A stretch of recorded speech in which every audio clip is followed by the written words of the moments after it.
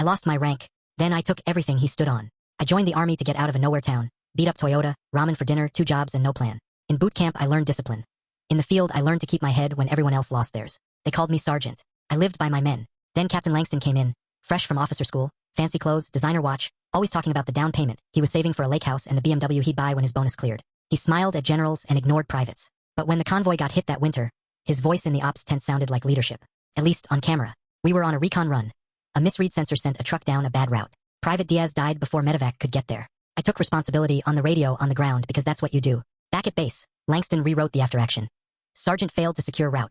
Negligence. He signed it, stamped it, smiled for a photo with the unit colors, and slid the report up the chain. My name was on the wrong side of history. I was court-martialed. They took my rank, my clearance, then my uniform. Langston testified with tears so real the colonel patted his shoulder. The press called him tough but fair. I walked out in civilian clothes, my Honda's engine coughing like a ghost. Ramen dinners for months. Calls from old teammates that I couldn't return because my number got cut off.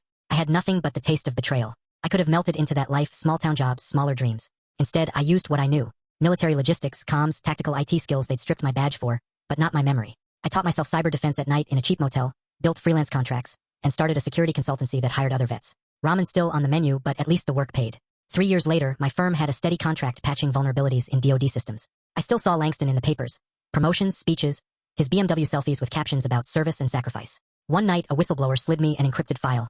Langston's budget sheets. Funny how quickly service translates to ledger entries. His so-called operational costs contained ghost vendors, inflated equipment invoices, and travel expenses billed for training that never happened. He funneled things to a shell company owned by his buddy who helped with paperwork. We mapped it all, IP addresses, transaction chains, timestamp logs. This wasn't a single bad report.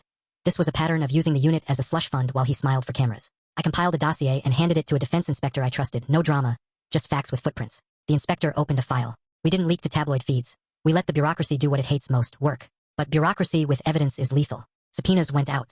Langston's promotions were frozen. His gala donors got letters. Suddenly the man who'd curated pity and medals was getting nervous texts from his banker. They called me in for a debrief and then, strangely, an offer. The military needed contractors who could clean up internal fraud. They wanted my team. I walked into the unit's HQ not as a sergeant, but as a director in a suit that fit because I could now afford it. Langston? He sat behind a desk that had my old nameplate on the wall once. He tried that same smile. It looked thin. We ran audits that revealed everything: fraud, forged signatures, the altered after-action about Diaz. Langston lost rank, pension, and the house down payment vanished under liens and lawsuits. He left town in a rental car. I never shouted. I never gloated. I walked past the old memorial plaque, touched Diaz's name and kept going. My Honda traded for something quieter, and my nights no longer tasted like ramen.